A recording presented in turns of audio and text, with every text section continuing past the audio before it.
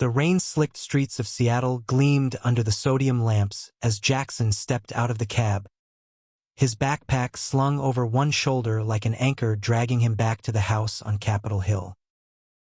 18 years old today, and the weight of it all pressed against his chest, heavier than the downpour soaking through his jacket.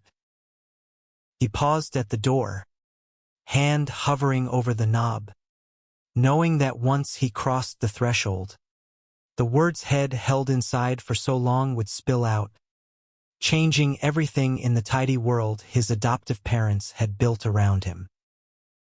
Inside, the dining room smelled of roasted chicken and rosemary, Linda's signature birthday dinner steaming on the oak table. Mark sat at the head, his broad shoulders filling out a flannel shirt, flipping through channels on the TV with the volume low. Jackson dropped his bag by the stairs, forcing a smile as Linda emerged from the kitchen, apron dusted with flour, her graying bob perfectly in place. "There's my birthday boy," she said, pulling him into a hug that felt both warm and confining. But as the cake was sliced and the candles lit, Jackson's gaze drifted to the photo on the mantel, the one of him as a toddler cradled between Mark and Linda, all three smiling in a sunlit park, a lie woven into pixels that had defined his life. "Happy 18th, son," Mark rumbled, raising his glass of Merlot. The clink of crystal echoed too loudly in the quiet room. Jackson nodded, throat tight, the script head rehearsed 100 times in the mirror now a tangle in his mind. He set down his fork, the scrape against the plate slicing through the small talk about his senior year at Roosevelt High. "Mom, Dad, there's something I need to tell you." Linda's fork paused mid-air, her blue eyes sharpening. Mark's remote clicked off, the sudden silence amplifying the patter of rain against the window. "I'm gay." The word hung there, simple and seismic, cracking the facade like thunder rolling in from Puget Sound. Linda's face drained of color, her napkin twisting in her lap. "What did you say?" she whispered, as if the walls might overhear. Mark leaned forward, elbows on the table, his voice low and edged with something Jackson couldn't name, disappointment or disgust or both. "Jackson, this is a phase.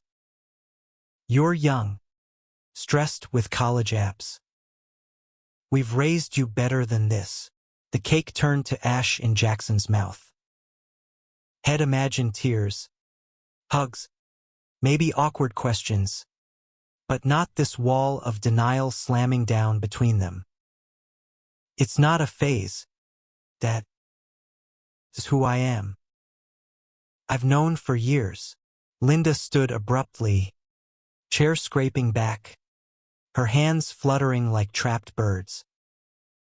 "We adopted you to give you a normal life, Jackson. A good Christian home. This isn't us."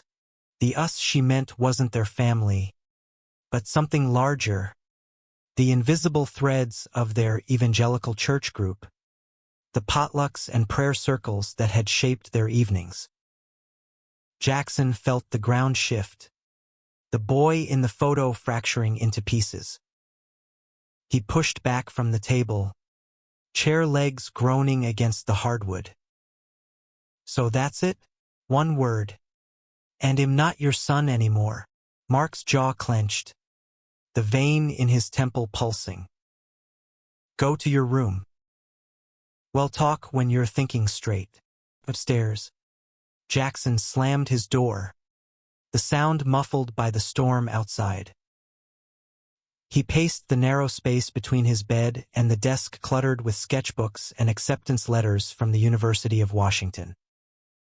The walls, plastered with posters of indie bands and Polaroids from road trips to the Olympic Peninsula, closed in like a cage. He collapsed onto the bed, phone buzzing with a text from his best friend. Mia, how'd it go? Spill. But he couldn't type the truth. Not yet. Instead, he scrolled through Grindr, the app he'd downloaded in secret months ago, hearts racing at profiles that mirrored his own hidden ache. One caught his eye, Ethan, 19, curly black hair and a shy smile. Bio reading, artist seeking quiet adventures in the rain. Before he could overthink it, Jackson messaged, "Hey. Rough night. Coffee tomorrow?" The reply came fast. "Sounds perfect. Bean and leaf on pike. 10 a.m. A spark ignited in the dark. Small but real, cutting through the hurt like a sliver of dawn. He stared at the ceiling, rain drumming a relentless rhythm, wondering if this was the start of unraveling or the thread that would hold him together. The next morning, Seattle woke under a veil of mist, the city's ever-present drizzle turning the sidewalks into mirrors. Jackson slipped out before Mark and Linda stirred, leaving a note on the kitchen counter. "Need space." Back later, the bus to Pike Place Market rattled with early commuters, and he pressed his forehead against the cool window, replaying the dinner in loops of regret and defiance. What if he'd waited, chosen a different night? But no. 18 felt like the line in the sand, adulthood demanding honesty. Bean and leaf buzzed with the aroma of fresh grounds and steamed milk, baristas calling orders in a comforting cadence. Ethan was already there, tucked into a corner booth, sketching in a worn moleskine. He looked up as Jackson approached, hazel eyes lighting with a warmth that made Jackson's chest loosen. "You made it through the rain," Ethan said, standing to pull him into a quick hug that lingered just a beat too long. Close. He was taller than the photo suggested, with warm brown skin and a scattering of tattoos peeking from his sleeve, vines twisting up his forearm. They ordered lattes, Jackson's black, Ethan's with oat milk and cinnamon. Conversation flowed easy at first, skirting the edges of the night before. Ethan was a freshman at Seattle Central Community College, studying graphic design, originally from Tacoma but crashing with roommates in Capitol Hill. "I love the chaos here," he said, gesturing vaguely at the window where tourists haggled over fish throws in the market below. "Feels like you can reinvent yourself every block." Jackson nodded, stirring his cup absently. "Yeah. Or blow up your old life trying." It slipped out then, the confession spilling over the foam, the cake, the words, the silence that followed like a slap.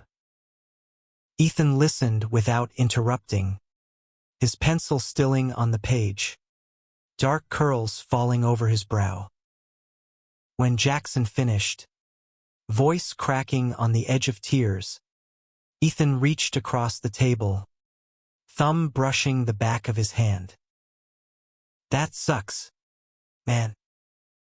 But you're brave as hell for saying it. Most people hide forever." The touch grounded him, electric and tender, and for the first time since the candles, Jackson breathed without the weight crushing his ribs. They walked after, weaving through the market stalls, the air thick with salt and flowers. Ethan bought a bouquet of lavender from a vendor, tucking a sprig behind Jackson's ear with a grin that crinkled his eyes. "For luck," he murmured, close enough that Jackson caught the scent of his soap, clean and woodsy. Laughter bubbled up, unexpected, as they dodged a street performer juggling flaming torches. For hours, the world narrowed to Ethan's voice, the brush of shoulders, the possibility that pain could coexist with this quiet joy. But as the sun broke through clouds, gilding the sound in gold, Jackson's phone vibrated insistently. "Linda, come home. We need to talk. Please." The bubble burst, reality seeping back in. He texted Ethan his number, promising to message later, then headed home with the lavender wilting slightly in his pocket. The house on the hill loomed, porch light on against the gathering dusk, and Jackson steeled himself for whatever came next. Mark and Linda waited in the living room, the space between the couch and armchair a chasm. Linda had been crying, her eyes red-rimmed, a tissue balled in her fist.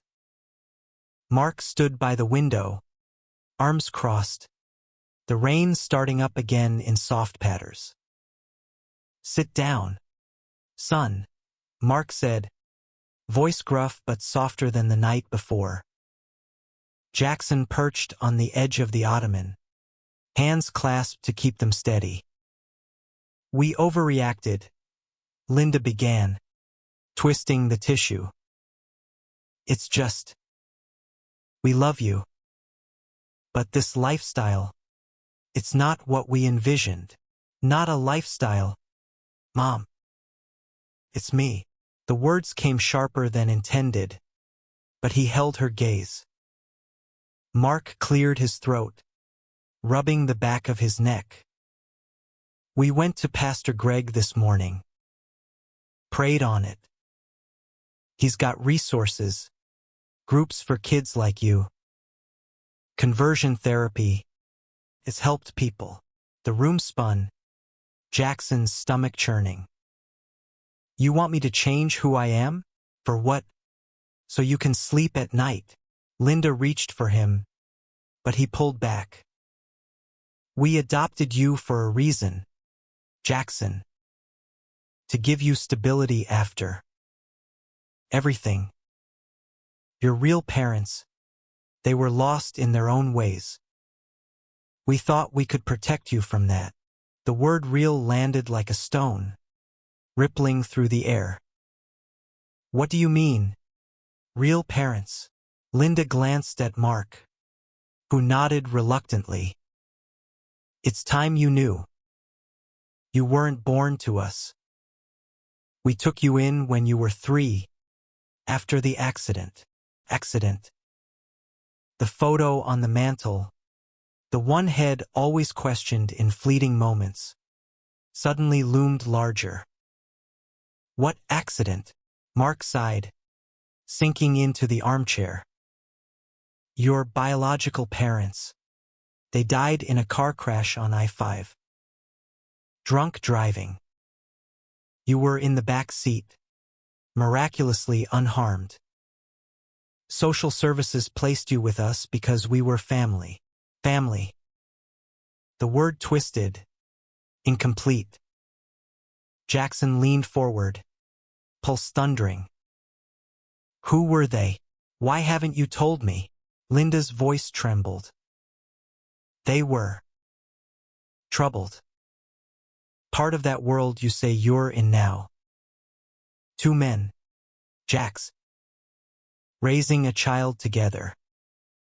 It was scandalous back then, in the 90s. We hid it to spare you the judgment, to give you a fresh start." The revelation crashed over him, wave after wave.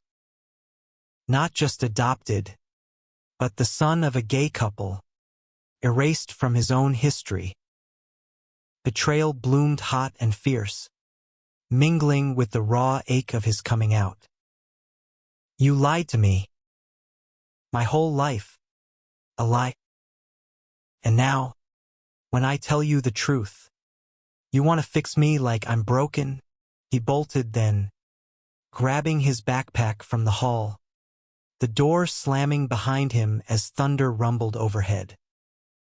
The streets blurred in the downpour, feet carrying him toward the only anchor he had left, Ethan's number burning in his pocket. He dialed, voice breaking through the line. "Can I come over? I don't know where else to go."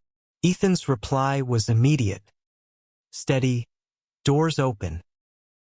"He'll make tea." Ethan's apartment was a third-floor walk-up in Fremont, the kind of place where exposed brick met mismatched furniture and the hum of the troll statue visible from the fire escape. He met Jackson at the door, towel-draped hair from a recent shower, concern etching lines around his mouth. "Hey," he said softly, pulling him inside. The space smelled of incense and fresh basil from a windowsill herb garden, canvases leaning against walls like silent witnesses. Jackson collapsed onto the sagging couch, words tumbling out in a rush. The dinner, the prayer, the secret unveiled like a wound ripped open. Ethan listened, perched on the coffee table, knees brushing Jackson's. When the story ended, silence settled, broken only by the distant wail of a fairy horn. "That's heavy," Ethan finally said, voice gentle. "But it doesn't change you. It just adds layers." He stood, disappearing into the kitchenette, returning with 2 mugs of chamomile steaming between them.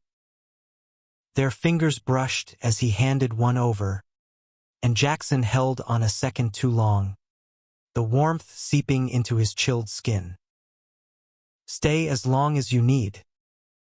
Mi casa es su casa." That night, they talked until the city lights dimmed. Ethan's stories of his own fractured family, a single mom in Tacoma battling addiction, weaving a bridge over Jackson's abyss.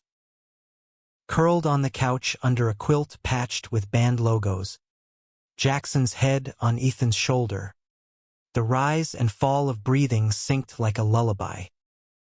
Sleep came fitful, dreams tangled with car crashes and candle flames, but Ethan's hand in his kept the darkness at bay. Days blurred into a tentative rhythm. Jackson crashed at Ethan's, skipping school for stolen mornings, sketching by the window, Ethan's pencil strokes capturing the curve of his jaw on scrap paper. They wandered Green Lake at dusk, hands swinging close but not quite touching, the air crisp with autumn leaves crunching underfoot. Ethan kissed him first, under the canopy of maples turning crimson, a soft press of lips that tasted of spearmint gum and promise. "Is this okay?" he whispered against Jackson's mouth. "More than," Jackson breathed back, heart soaring as they deepened the kiss, the world fading to the taste and touch of something real. But the pull of home lingered, a tether fraying but unbroken. Linda texted daily, "Please laced with scripture. Come back. We can work through this." Mark called once, voice thick, "You're still our boy. Don't throw it away." Jackson read them aloud to Ethan over takeout pad thai, anger ebbing into a dull ache. "They want the old me back. The one who didn't ask questions." Ethan set down his chopsticks. "I serious. Or maybe they're scared too. Change is scary for everyone." On a Saturday, Jackson returned, the house quiet save for the tick of the grandfather clock. Mark was in the garage, tinkering with his old Ford pickup, grease-streaked hands pausing as Jackson appeared in the doorway. "Missed you," Mark grunted, wiping his brow. Inside, Linda enveloped him in a hug, tears soaking his shirt. They sat at the kitchen table, coffee cooling untouched, as she pulled a shoebox from the pantry, dust motes dancing in the light. We should have done this sooner. Inside lay relics. A tiny pair of blue booties. A birth certificate with names head never heard.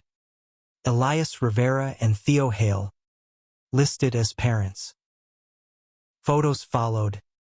Grainy Polaroids of two men in their 30s, arms around a chubby toddler with Jackson's hazel eyes, laughing at a backyard barbecue. Elias, dark-haired and broad like Mark. Theo slimmer with Ethan's curls. They were brothers to us, Linda said, voice catching. Elias my brother-in-law.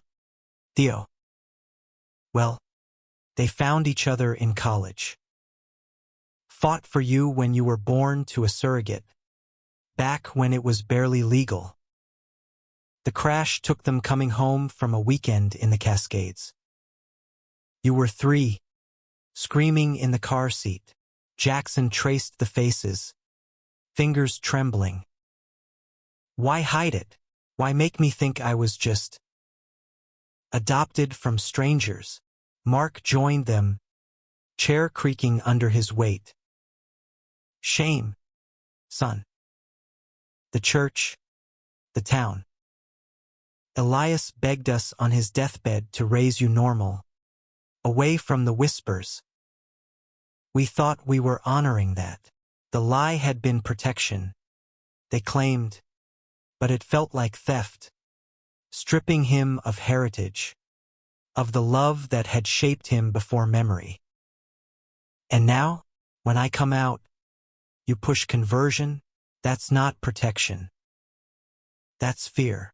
The argument stretched long, voices rising then falling, tears carving paths down cheeks. No resolution came, only a fragile truce, therapy. Not conversion, but family counseling, space to breathe. Jackson left with the shoebox clutched to his chest, the weight of truths both freeing and crushing. Back at Ethan's, he spread the photos on the coffee table, stories unfolding like chapters long buried. Ethan sat cross-legged beside him, listening as Jackson voiced the men had lost, piecing together a father from fragments. Elias the woodworker, hands calloused from carving ducks for the pond. Theo the teacher, voice warm reading bedtime stories of far-off places. They sound incredible, Ethan said, lacing their fingers. Like they'd be proud of you right now. The kiss that followed was slower, deeper, bodies aligning on the couch in a tangle of limbs and whispered confessions. Clothes shed like old skins, skin on skin in the lamplight, Ethan's touch mapping scars Jackson hadn't known he carried. It was messy, fervent, a claiming of self in the other's arms, gasps mingling with rain against the pain. Morning brought clarity, sunlight slanting through blinds, Ethan's head pillowed on Jackson's chest. What now? Ethan murmured, tracing patterns on his collarbone. Jackson stared at the ceiling, resolve hardening.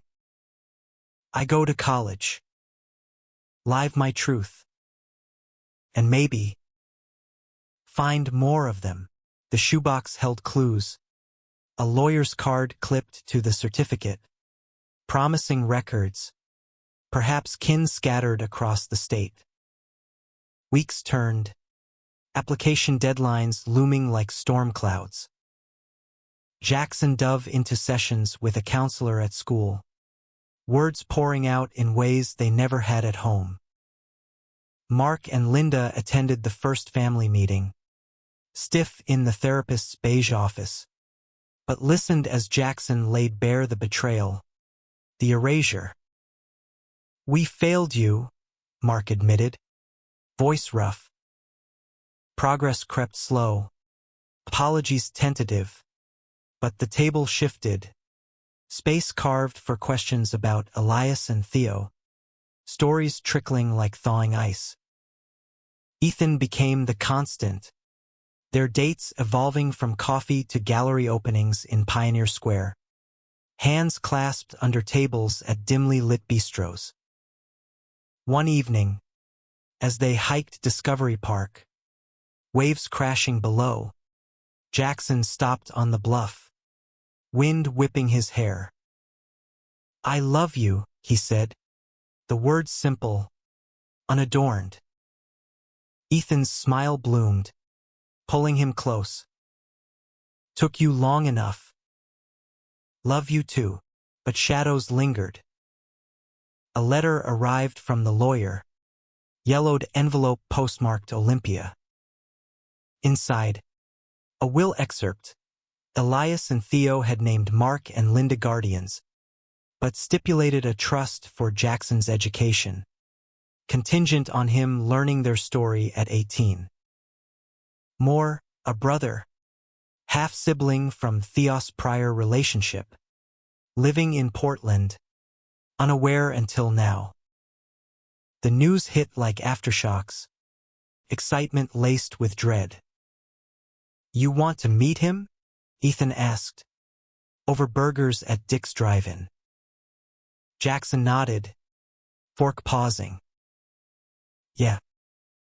But what if he's like them? Straight, settled, thinks him the family black sheep." The drive to Portland sliced through evergreens. I-5 a ribbon of asphalt under gray skies. Ethan drove, playlist of indie folk humming low, his hand steady on Jackson's knee. The address led to a craftsman bungalow in Selwood, porch swing creaking in the breeze. Caleb Hale answered the door, mid-30s, Theos eyes in a face weathered by construction work, flannel shirt rolled to elbows. "Jackson?" he said, voice tentative, scanning the resemblance. Inside, over beers on the back deck, stories flowed. Caleb, adopted by Theo after his mom bailed, raised in the same loving chaos. "Dad, Theo always said he'd find you one day. Told me about the surrogate, the fight for you." Tears came unbidden, brotherhood forged in shared loss. Caleb pulled out albums, home videos flickering on an old projector. Toddler Jackson chasing fireflies, Elias hoisting him high, Theo narrating with exaggerated flair. Laughter mixed with sobs, Ethan squeezing Jackson's hand under the table. "They were happy," Caleb said, clapping his shoulder. "And so can you be." The return trip buzzed with possibility. Plans for visits, Thanksgivings in Portland. But home waited, and with it, the final fracture. Pastor Greg cornered Mark at church, whispers turning to ultimatums. Choose the flock or the sinner son. Mark chose blood, storming home to declare, "We're done with that place. You're my boy, gay or not." Linda nodded, fierce for the first time. "We learned together." Crisis crested that winter, snow blanketing Seattle in rare white. Jackson, accepted to UW, packed for dorm life, but doubt gnawed, Ethan transferring to community college nearby. Their love young, untested. A fight erupted over nothing, futures clashing, Ethan wanting to road trip the coast, Jackson fearing abandonment. "What if it's too much?" Jackson yelled, voice echoing in the empty apartment. Ethan's things half-packed for a family visit. "What if I lose you like I lost them?" Ethan cupped his face, thumbs wiping tears. "You want. We're building this, not borrowing it." The makeup was raw, bodies crashing together on the rug. Apologies gasped into skin, reaffirming in sweat and sighs. Healing wasn't linear, but in Ethan's arms, Jackson glimpsed the shape of it. Spring thawed the city, cherry blossoms drifting like confetti. Graduation came, cap and gown in Roosevelt's auditorium. Mark and Linda in the front row, Caleb beside them, Ethan whistling from the bleachers. Diploma in hand, Jackson scanned the crowd, heart full to bursting. Later, at a backyard barbecue Caleb hosted via video call, toasts raised to absent fathers, to chosen family. The trust-funded art classes, Jackson's sketches evolving from shadows to light, portraits of Ethan capturing laughter lines yet to form. They moved into a studio near campus, walls echoing with music and midnight talks. Betrayal faded to scar, a reminder of resilience. On his 19th birthday, candles aglow, not 18, but reborn, Jackson blew them out with Ethan at his side. Wish whispered, more days like this, truths unhidden, love unyielding. In the quiet after, as rain tapped the window once more, Jackson traced the tattoo on Ethan's arm, vines blooming into roots. We're the ones who raise ourselves, aren't we? Ethan smiled, pulling him close. Yeah. And each other.